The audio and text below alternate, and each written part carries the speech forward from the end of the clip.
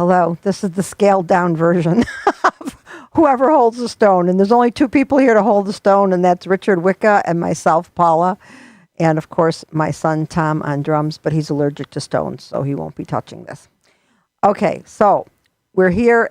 The week got away from me, so I didn't have a guest. However, next week, you can look forward to my two nieces, Michelle and Beth, being on the show remotely. And I hope that happens because that would be really fun.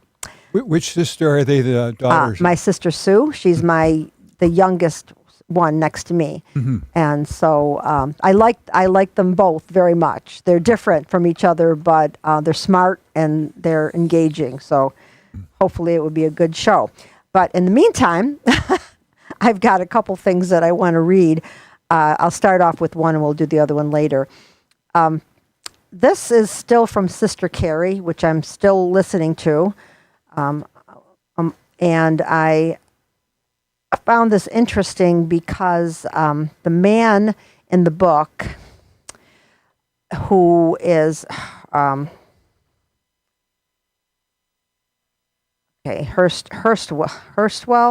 Hang on a second. It's in here someplace. I'll read it. But they are in New York, Carrie and her. He's not really her husband because they got married illegally. But they are in New York, and he has come down in a status, and it's killing him. He doesn't have the capacity to think of himself in a lesser form than he originally was in Chicago. So this is the excerpt. Not trained to reason or introspect himself, he could not analyze the change that was taking place in his mind and hence his body, but he felt the depression of it. Constant comparison between his old state and his new showed a balance for the worse, which produced a constant state of gloom, or at least depression. In the course of time, it told upon his temper. His eye no longer possessed that buoyant, searching shrewdness which had characterized it in Adam Street. His step was not as sharp and firm. He was given to thinking. The new friends he made were not celebrities. They were of a cheaper, a slightly more sensual and cruder grade. He could not possibly take the pleasure in this company that he had in any of those fine frequenters of the Chicago resort. He was left to brood. Slowly, exceedingly slowly, his desire to greet, conciliate, and make at home these people who visited the Warren Street place passed from him. More and more slowly, the significance of the realm he had left began to be clear. It did not seem so wonderful to be in when he was in it. It had seemed very easy for anyone to get up there and have ample raiment and money to spend, but now that he was out of it, how far off it became. He began to see as one sees a city with a wall around it. Men were posted at the gates. You could not get in. Those inside did not care to come out to see who you were. They were so merry inside there that all those outside were forgotten, and he was now on the outside. Each day he would read in the evening papers of the doings within the walled city. In the notices of passengers for Europe, he read the names of eminent frequenters of this old resort. In the theatrical column appeared from time to time announcements of the latest successes of men he had known. He knew that they were at their old gaieties. Pullmans were hauling them to and fro about the land. Papers were greeting them with interesting mentions.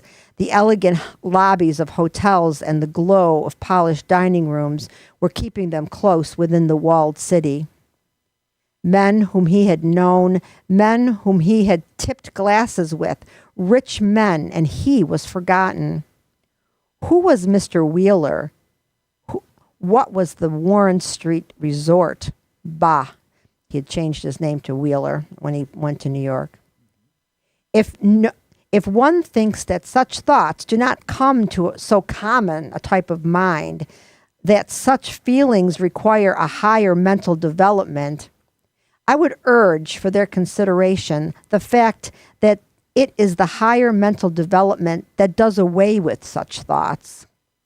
It is the higher mental development which induces philosophy and the fortitude which refuses to dwell upon such things, refuses to be made to suffer by their consideration. The common type of mind is exceedingly keen on all matters which relate to the physical welfare, exceedingly keen. It is in the unintellectual miser who sweats blood at the loss of $100. It is the Epicletus who smiles when the last vestige of physical welfare is removed. I especially like that last part where it's the small minds that worry about those things, and it's the big minds that are philosophers and can rationalize it and see it from that philosophical standpoint. I just really liked that part a lot. But anyway, this character is oh, what's that? Oh, we're not hearing you.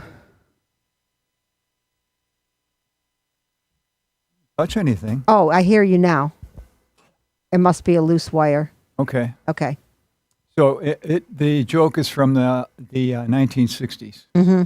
A man says, I have a perfect marriage. In our marriage, I get to make all the big decisions and your wife gets to make all the small decisions. Mm-hmm. And the person said, well, what are the small decisions? Well, should we refinance our mortgage?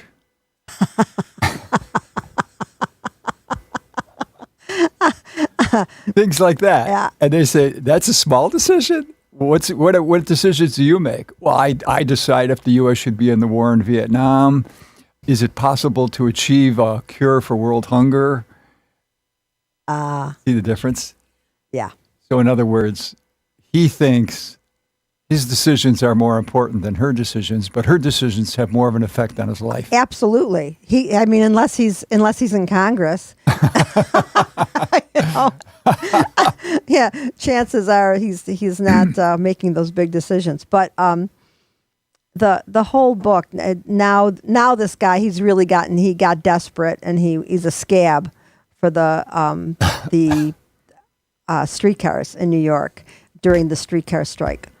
And he's getting rocks thrown at him, and he actually sympathizes with the strikers, but he also is, what am I going to do about paying my bills and food and keeping my apartment? So it's got a lot of interesting elements to it. It talks about the early theater and what kind of people inhabited the early theater of New York and Chicago. It talks about the strike now. It talks about it gives women. It shows the complexity of the limited choices that a woman would have. When Carrie first goes to Chicago, she is faced with staying with her sister and her husband. They want $6 a week for room and board. And what she makes is $6 a week. Ooh. So she can't even buy herself a coat because Chicago is very cold. Yeah. So in the winter, when she loses her one job, she's looking for another job, and she's looking for it without a coat or hat or gloves. Ooh. And some smart salesman sees her walking around like that, and she's pretty, and he, buys her lunch and tells her he's going to buy her a coat. And that's how she ends up losing her innocence because she ends up letting him take care of her because she's in a bind. So, and the ideas behind it are so. People are so rigid in their thoughts about morality. It's at this time. I don't know how people could live like that. And she really is innocent and sweet. She's not a bad person. She's just desperate. Mm. You know, she doesn't have an education. She can't be a teacher or a nurse or anything like that. She's got to work in a factory, and if she does that, and then she can't possibly go out on her own with $6 a week. Because she wouldn't be able to pay her expenses. And besides, no one will rent to a woman on her own. Yeah.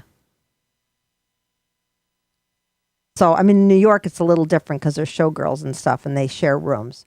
But in Chicago, they were against This is in it. the 1920s? No, it's like the 1890s. Oh, the Gilded Age. Yeah, exactly. And so there's a lot of... there's that, I don't know, what do you know that what time it was approximately when people started losing their jobs, and it got really, in that particular time period, it wasn't the Depression, but it was like a pre-Depression thing. There was a depression during the Gilded Age, yes. Yeah. Well, that's what's happening now. So jobs are hard to come by, and she managed to get herself on the stage, which is I was really excited for her. She's able to take care of herself like that because she can make way more money than doing anything that she's educated for. So yeah, I'm enjoying the book. It's a lot, but 18 hours of listening time. Is it well read by a good reader? It's well read. There's a lot of this that could have been edited. He really stretches out these scenarios, like when Hurstwood kidnaps Carrie to take her to Montreal. That they could have made that 5 pages, and it must be 50. It's just overwhelming. So in 1976, I got my first apartment, and it was $75 a month. And I said to somebody, "Is that a good rate?" Because I never had an apartment before. Yeah. And he said, "Well, do you make at least that much once a month in your check?" I said, "I do." And he said, "Then it's a good rate." So it was a 1/4. 1/4. And, Yeah. and today in 2025, it's past 50%. I know it's insane. I know most of the time when I was doing the figuring for myself, it was a third. Wow. You shouldn't go over a third. But now, I know I've heard people are really struggling. It's pretty hard. My first apartment was what year did you say it was? 76. 76. Okay, that was I think the same. My daughter was born in 75. No, so 75 is when I got my first apartment, and it was $80 a month, and it was Similar. it was a big flat upstairs. Couple bedrooms, living room, dining room, kitchen. Yours is a better deal than mine. I only had 1 bedroom. Well, you were on. Pulaski Street. Oh, I thought that you moved on on Richmond. No, I never moved on Richmond. No. Oh, huh. I had a. Vanessa's here. Hello, Hi, Vanessa. Hi, Mac. Hi, Vanessa.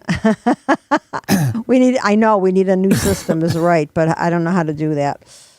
So I feel like my own experience with that's why I had to buy a house. I never wanted to, I didn't want to own a house. I figured it would be too much responsibility for me, especially since neither Greg nor I know how to do anything. But in order for us to afford to live with the income that we had, we had to have something that was, our rent was going sky high. Now our rent, if we just think about what we pay for our rent, because Karen pays for the majority of it, we only pay about $200 a piece toward our mortgage. Beautiful. And and Karen pays the rest. So it's a good deal for us. It really made us. It changed our ability, our available cash or cash on hand, Yeah. dramatically. But, things break down. We had to get a furnace. We had to get a roof. But I'm I a think you're saver. remodeling your bathroom. They remodeled my bathroom. And I have, yeah. So, I mean, one thing at a time. I think I finished paying the bathroom off. The bathroom's done. Uh-huh. I got a no interest thing from Home Depot, and I bought all the pieces there, and I paid it off quickly, so the interest didn't accrue. You mean Home Depot did the work? No, I got a guy to do it, and he told me what I needed, Oh, I see. And then you went and bought it yourself. so I paid him separately. That's the way to do it. Yeah, but anyway, so I'm sure I've got one more thing from my journal here, the William Tecumseh Sherman, but I'll do that later. What's on your list? Oh, okay. You want to go to my list? Yeah. Okay, sure. Okay, so our friend Terry Klein, Another Terry Klein incident. Okay. he's living in Vermont, and he has joined the local theater group. Oh, I wonder how that's going. Well, step one was, walk on parts, a couple words here, a couple words there. Then he get bigger. So now he's in a production where he's a star. Ooh. And it's about somebody who you can't tell, are they crazy or are they just people who think different than the rest of us? Mm-hmm. See? And he's that person. It's a good part for him. So he wrote to me because it was the final performance yesterday. Oh. And he said, there's a final scene. I'm on stage and I look skyward and I say, "Dear God, who the fuck do you think you are?" And the director told me, you got to say those lines with emotion. So he chose, actors have a couple ways of doing this to get up the emotion. And Terry's way is to summon up the emotion and wait for it to come out on its own. I don't know what that means. Maybe you do.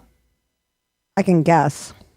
And he said it worked wonderfully because the audience, gave me a big standing ovation. Cool. And then when he walked off stage, his fellow actors, they said that was so terrific, et cetera. So what happened then is I wrote back to him. Mm-hmm. And I said, "Are you aware of Christian atheism?" He said, "No, what is that?" I said, "Well, it's a off branch of existentialism in which you realize that there might be a God, but this God isn't going to do anything to help you." Oh, yeah. Which is what Jesus, they claim, that's what happened to Jesus on the cross. Yeah. "Why have you forsaken me?" See, Yeah. he realized all my life I've been thinking there's a God. That God does not care about me. See? So a short way of Christian atheism is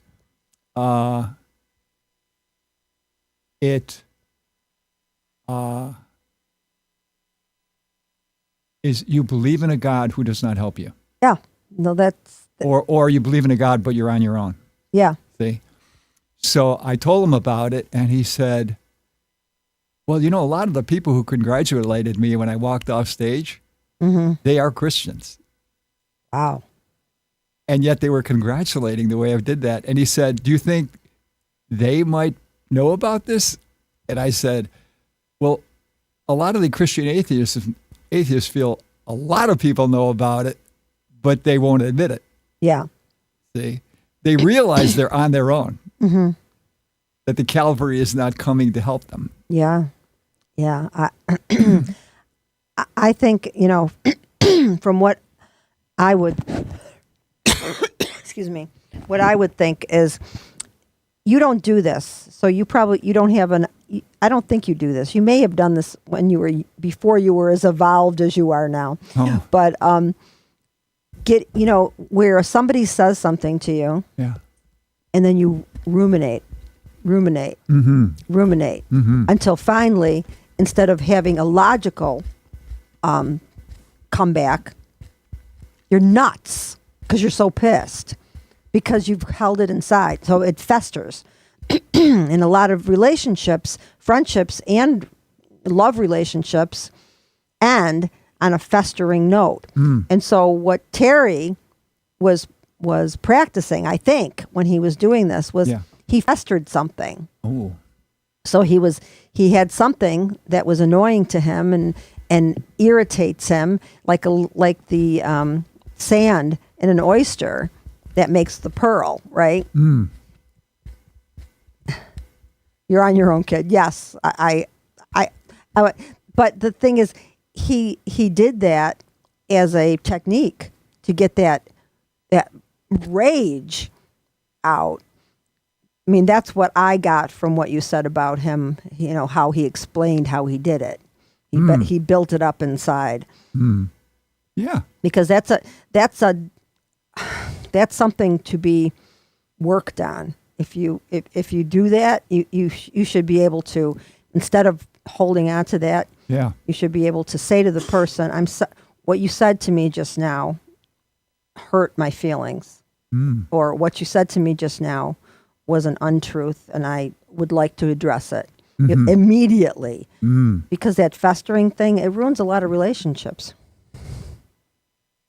You know, I mean, I've seen it in my life, you know, I think you had a breakup with Michael, and then he mentioned these things to you that he never said before during the breakup, correct? Like he didn't like to go to the opera or something? Oh, that was Neil. Oh, that was Neil. Neil just flat out lied to me. He told me all these things that when I'd say, I like to go to the theater, he'd say, so do I. Yeah. I like to go dancing. So do I. And, you know, until he ingratiated himself enough in my life that we became a thing. Yeah. And then for the whole time we were together, I believe these things about him because he told me this. And then when we split up, he said, I never liked the theater.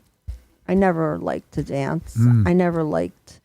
And I said, why did you tell me that? He said, because I wanted to get with you. You know, and I said, but that's a violation of trust. Yeah. I said, that's worse than what you actually did, which is cheat on me. You know, and he didn't understand that at all. He said, how else do you get to know people if you don't? I said, I never told you I liked the shit you liked. You know, he said, yeah, but you're a woman, and you know, and I said, but that's lying. I mean, it's lying, but it's not just lying. You're building a picture of somebody that doesn't exist. I mean, that's happened more than once. Yeah, he was a mastermind of that. But he's living in Ellicottville again.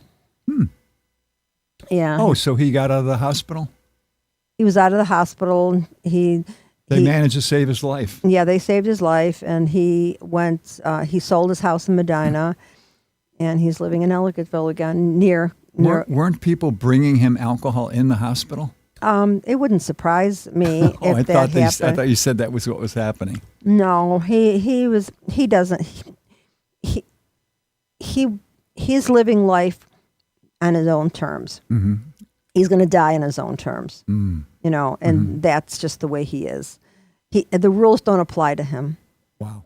You know, he was a character. He was charismatic. He had a lot of there were a lot of things that he did that were amusing and entertaining. But you know, he was better. He was good at parties. He wasn't so good at everyday living. Would that be a good line for his tombstone?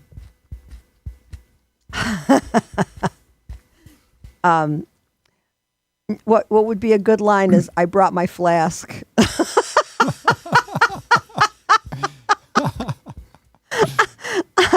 I can see that do as thou wilt. So when W.C. Fields was in the hospital because his liver was going, his daughter said to him, Dad, I'll take care of you when you get out of here under one condition, that you give me your pledge to stop drinking. And his face lit up and he said, "You've got the pledge. Now let's drink to it." So, Yeah. I mean, there are, you have to be, some people just don't want to do the right thing. You know, it's just their nature. So you have to just accept it. You know, like I think basically Gwen has accepted it about her father. He's just not going to ever do the right thing. And so, you know, I saw him a few years ago when Wally, his cousin Wally, died. I went to the celebration of life, and he's, you know, walking with a cane, and you know, he looked pretty gray. you saw Neil. Yeah. And he was walking with a cane. Okay. He had a cane, and he had, no, not the dead guy. He's Well, you could be referring No, to I know, I didn't- prior to Wally's Yeah, death, he was no. walking with a cane. No, Neil was walking with a cane, and his skin looked gray. You know, he didn't look healthy. Ooh. So, but he was. He's gonna live and die. In his own time, in his own way. But I guess those are the characters in life. You know, those are the characters we see in movies that, you know, we think, you know, oh, you know, isn't he amusing? You know, but they're not so amusing to live with. You know, it's an amusing character for a movie. Yeah, that would be a great character for a movie. But yeah, so I have been. I tried to take some notes recently when I saw some stuff on the news, and I can't remember what I saw on the news that I found fascinating. What do you think about the ceasefire? Boy, I heard something very condemning today in the New York Times. Okay. There's a 20-point plan that goes along with the ceasefire, which is almost the same 20-point plan of and all these other 20-point plans that have been proposed to the Palestinians that never materialized. And one of them is who will be in charge, like who will enforce the law. They don't want the Israelis to enforce the law. Right. Can you blame them? No, I can't. Yeah. No, especially now. Yeah. Yeah. So, well, you know about the reservists in Israel? No.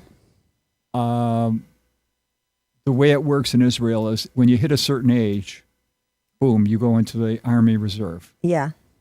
Then, when you're in the Army Reserve, you get all this training, and you may get called up or you may not get called up. Of all the people getting called up to go fight in Gaza, 40%, that's a high amount, are saying, I'd rather go to jail. I'm not going there. Wow. That's why the government decided we got to start negotiating here. Because the That is people of wild. Israel are turning against them. Well, I mean, there's nothing left to bomb. There's nothing left to do. I mean, look at this. It's awful. But I found out something this week that I didn't know. South Korea has the same system, except that they don't include women. I know that. What do you mean the same system? The same system of conscription. where, Oh, okay, as you know, Israel. Yeah, Okay. they have to go and spend 2 years in the service, and it's mandatory. In South Korea. South Korea. I see. Yeah. I didn't know that. I didn't know that either. And the one fellow that I'm helping get settled in this area, he's got a little boy, 4 years old.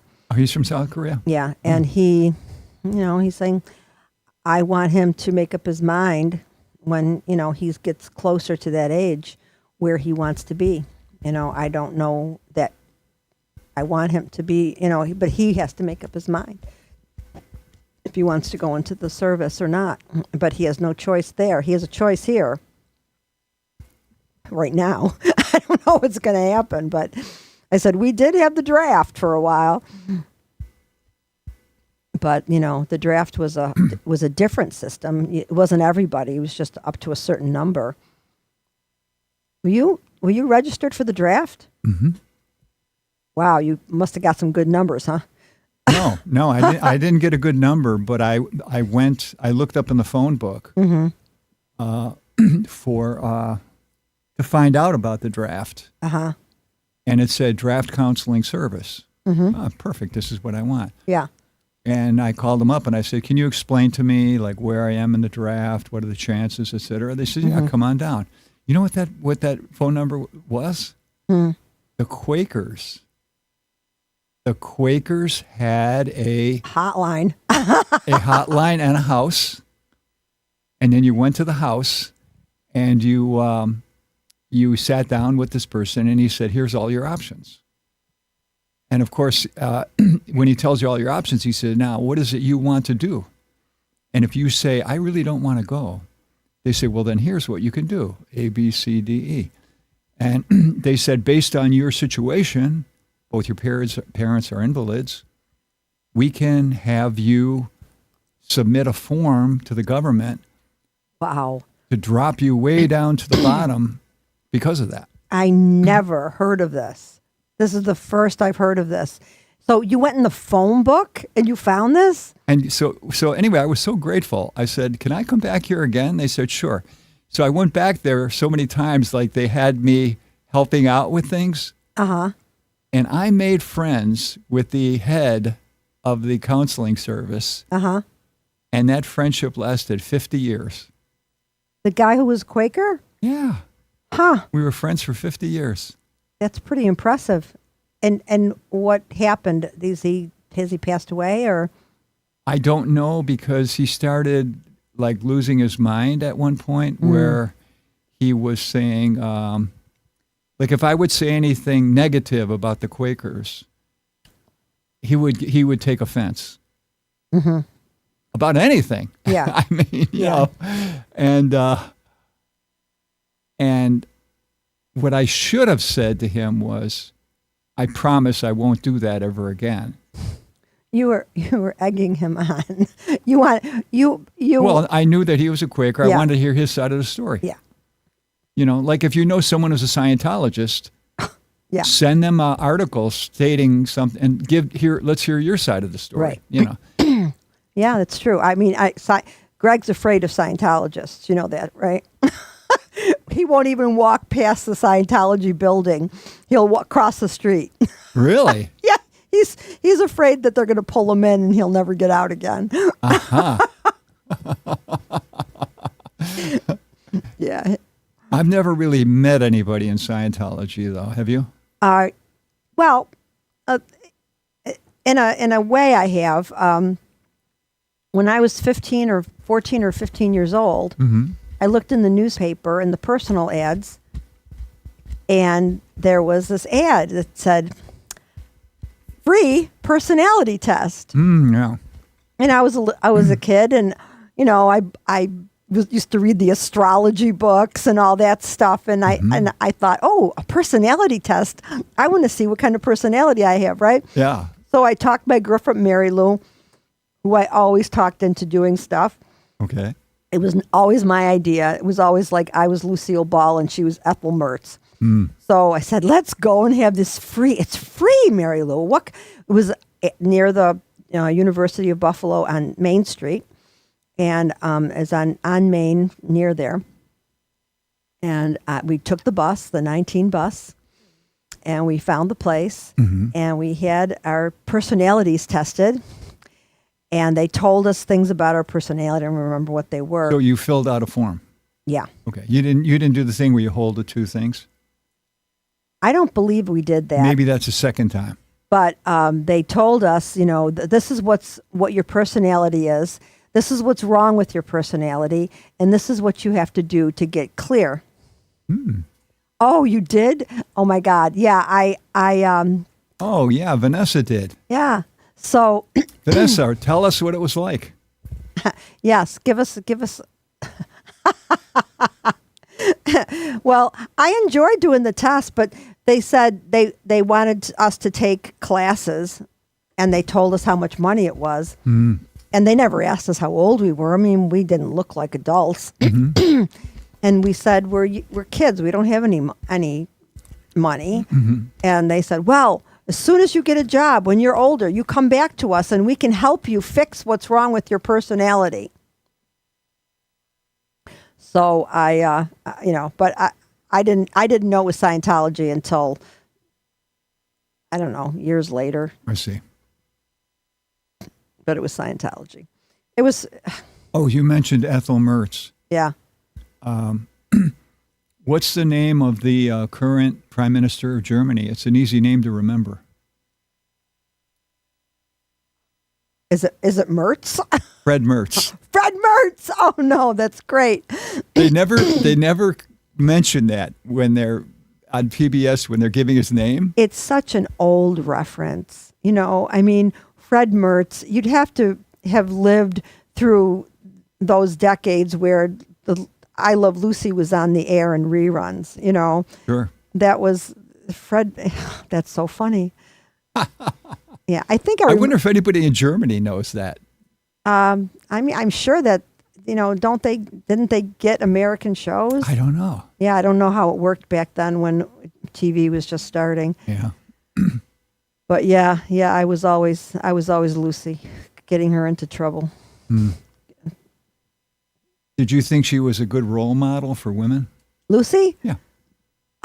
You know what I loved about her? It wasn't so much that she was a good role model. She was ditzy, but she was one of the few, I mean, there were a couple, but one of the few truly beautiful women who could have been, if she wanted to be, a sex symbol. But instead, she chose to be funny, and that was brave. Because funny women are not, they're not looked upon as, or they weren't, a woman is supposed to be an art form. You don't say anything offhand. You don't lead the conversation. You don't make jokes. You are just gazed upon and, Wow. and arrayed in beautiful silks and finery. And you glide through the room and you become moving art. Wow. To trip and be funny, that was brave. And I loved her for that because there were no real beautiful comedians back then. I mean, we have them now. Well, that's funny you should say that. Did you watch the recent Saturday Night Live? Yes. So Amy Poehler, you saw the opening Yeah. monologue? She said in the opening monologue, I have never been asked to do full frontal nudity. Yeah, she said that, right, that AI would do the full frontal nudity. Yeah, well, I think that was a joke. I think that she was, making a point where she said, I would have done it. No one's ever asked. Yeah. Yeah, but I'm not sure. But I think Yeah. that might have something to do with her being funny and not a sex symbol. Yeah, right. So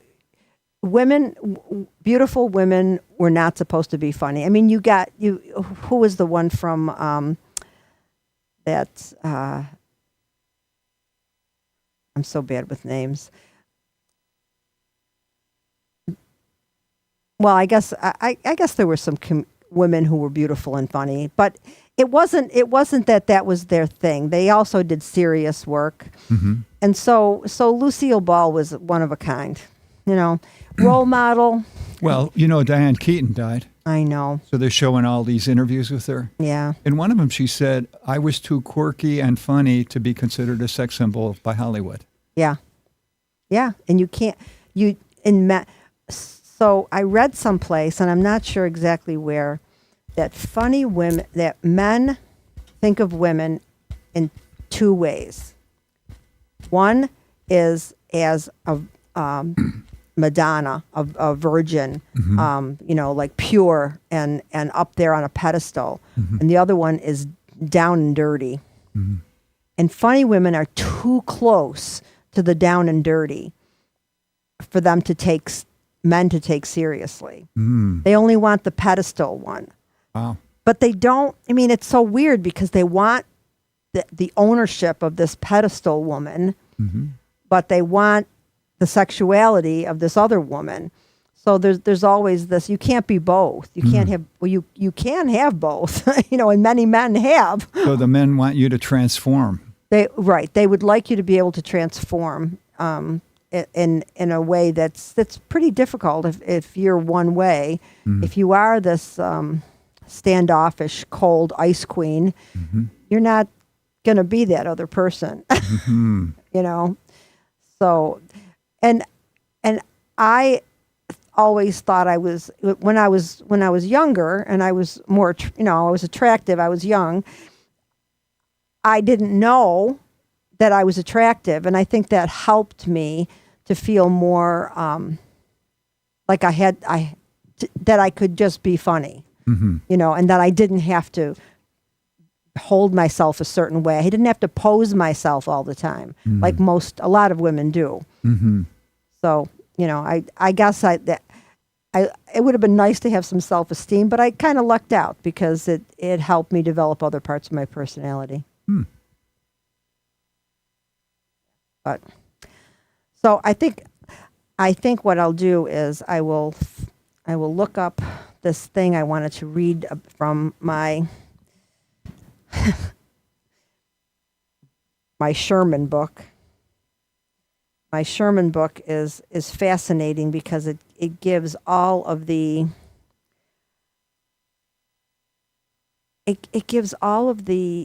real things that were happening, like during that gold rush in California, and during the time when California was there was that war with Mexico, and how it was crazy. I told you they had to go around the bottom of South America to get there. Yeah. Or go through Indian territory, right? Or across land, right? Yeah. But across land was more dangerous. Plus, they couldn't bring as much stuff as they could in a ship. So they needed stuff, and they had to take the boat around. Okay. So I'm trying to... Yeah, a lot of people became millionaires, not from the gold rush, but from selling supplies to the miners. Well, people were earning $300 a day. In that money from that time? Yes. And so when the soldiers saw that, and they were earning like $16 a month, they were like, "I'm out of here. This is it. I'm gone." So I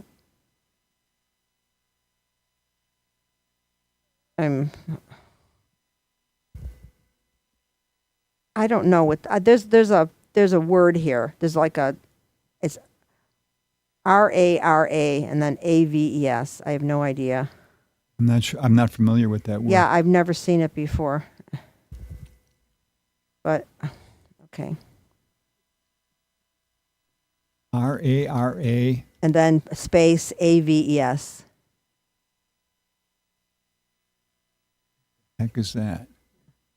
Rare birds. Ah, okay. Does that make sense now? Yeah, it does. Okay.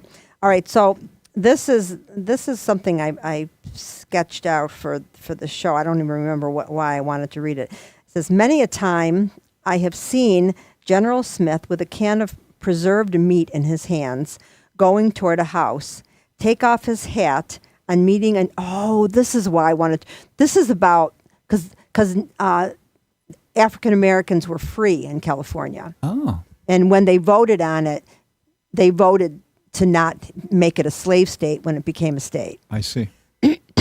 So I just thought this was interesting because considering slavery was in full swing in the southern part of the country, that I thought this was very interesting. "Many a time have I seen General Smith with a can of preserved meat in his hands going toward a house, take off his hat on meeting a Negro, and on being asked the reason for his politeness, he would answer that they were the only real gentlemen in California. I confess that the fidelity of Colonel Mason's boy, Aaron, and of General Smith's boy, Isaac, at a time when every white man laughed at promises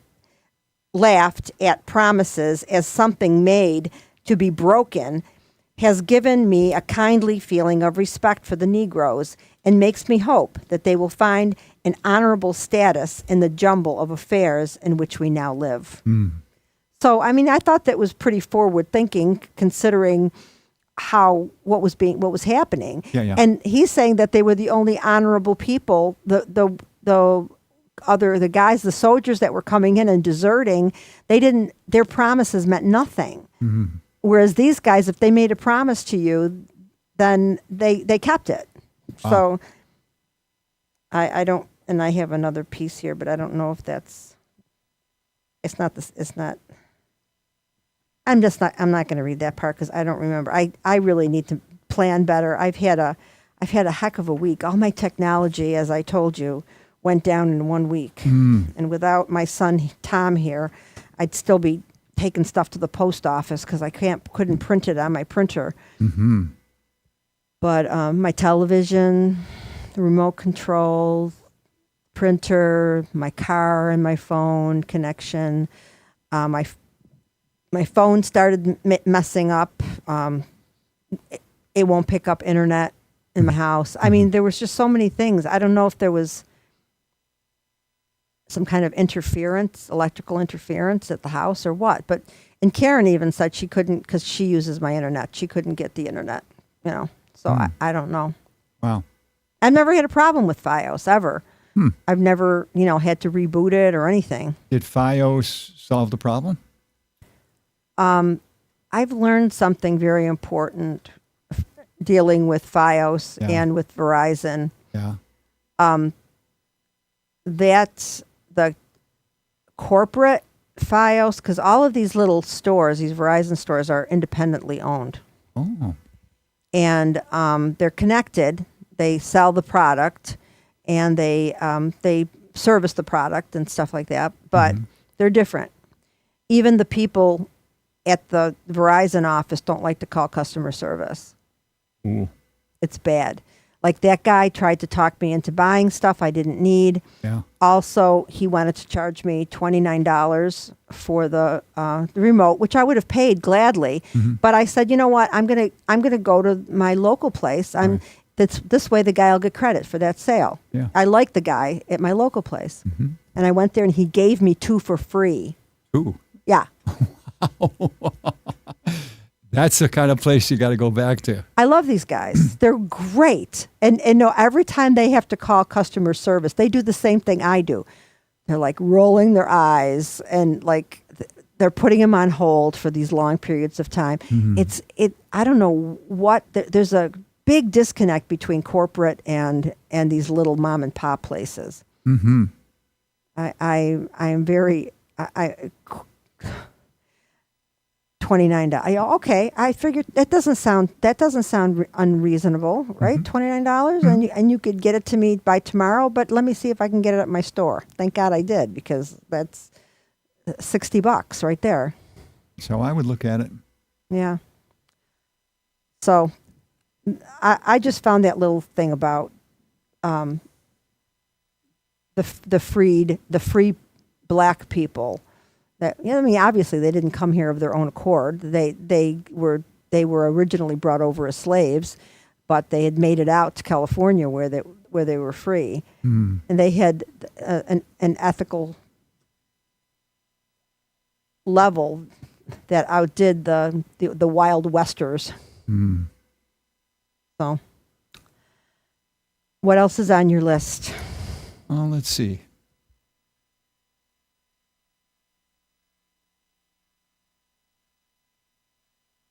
So the Trump administration has been contacting university after university after university saying things like, we're thinking about shutting off your funding unless you negotiate according to our terms. So Harvard renegotiated, and another big thing renegotiated. But you know what MIT said? What'd they say? Sorry, we're not interested in negotiating. Yeah, that's good. Well, why do you think they did? Because they didn't need the federal funding? Correct. Who gives MIT its funding? Do you know? Well, maybe big tech people, big tech billionaires? The U.S. military. Oh, And nobody, the U.S. military keeps all their negotiations secret. You know? So whenever there's a bill that we'd like an audit from the U.S. military, it gets voted down. Wow. See? So basically you could give them $100 billion. Yeah. They don't have to tell you how they spend it. And that's where MIT said, we don't need to negotiate with you. Wow.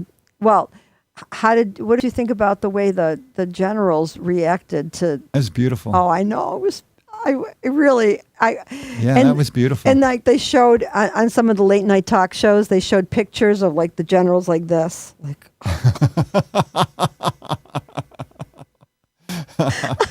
See, you could say a lot without even talking. Yeah, exactly. So, yeah, and he was so upset because they weren't cheering, and he lost his train of thought. He couldn't talk extemporaneously because they weren't cheering him on, and Right. and he just can't take it. Yeah. He can't take it. Yeah. So I'm struggling with this cracker. Those are not the easiest things to open up, Yeah. are they? So just put them in the bowl Yeah. after you open it. Yeah, I got it. Save the next person the trouble. So, what other? You don't know what other schools capitulated to his demands? No, Yeah. I don't. Yeah, I know. I've heard a lot about the schools doing that, and I mean, everybody. Well, people are learning how to negotiate with him. Mm-hmm. So, for example, Pfizer makes drugs, and Trump said, you got to lower your prices. Mm-hmm. And Pfizer said, okay, but we can only lower it for the people who deserve. Mm-hmm. And then they said, in fact, we're going to have on our website, we're going to have a special button called, do you qualify for the Trump plan? Oh yeah, I saw that, and so he's going to be. They did that, which is, and it's the same set of things that they've already had, but now they're flattering him that you came up with this, and you could see other leaders from other countries doing the same thing. Well, didn't Trump come up with a plan for some drug companies where he's buying it in bulk, and he's selling it off of his website? That I don't know, but you might be right. I saw something somewhere about him selling drugs off of a website to people that he buys in bulk. He's probably still making a profit. Oh my God, he's made so much money. He has gone off the rails. Yeah, he's really grifted his way into the presidency, didn't he? Totally. So the other topic I have, we still have time, Yeah. is I said to somebody, they asked me a question. And I said, before I answer the question, I need to know, are there any guardrails on me, what I can or cannot say in my answer? Sort of like with my friend Larry. I could have done that with him. Now that I know the guardrails, I'll adhere to them. And they said to me, yes, you can only talk about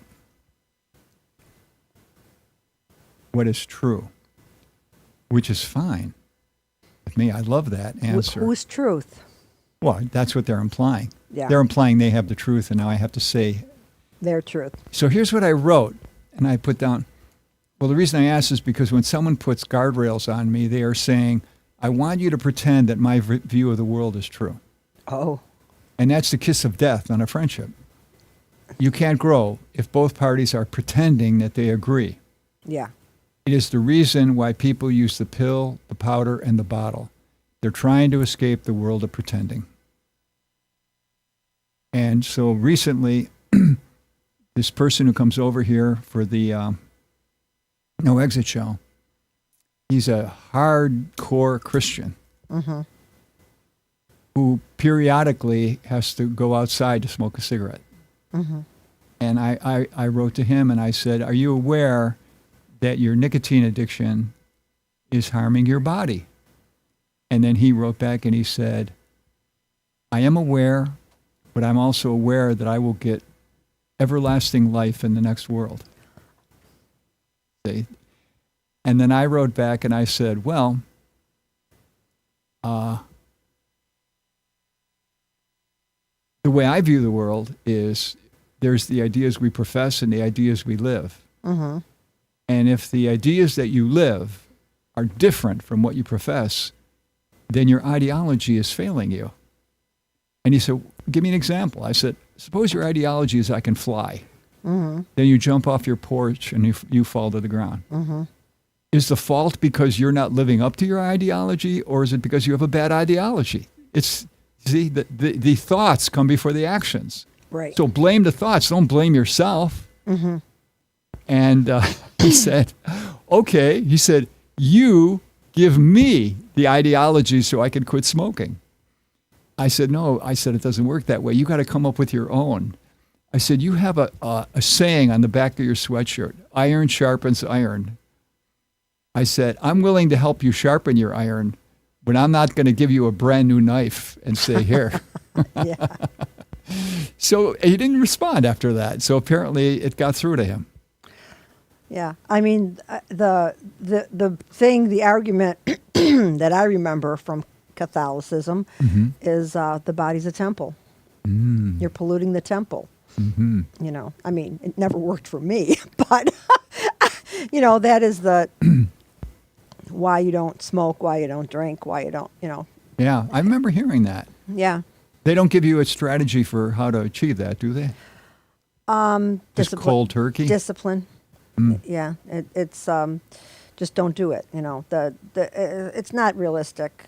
Even, you know, Jesus was kind of like poo-pooed most of that too. It's like on a Sunday he was accused of working. I mean, on a Sabbath rather, he was accused of working when he and his apostles were gleaning in the you know, the farmers' fields, which is what was done. You know, for the poor people would glean.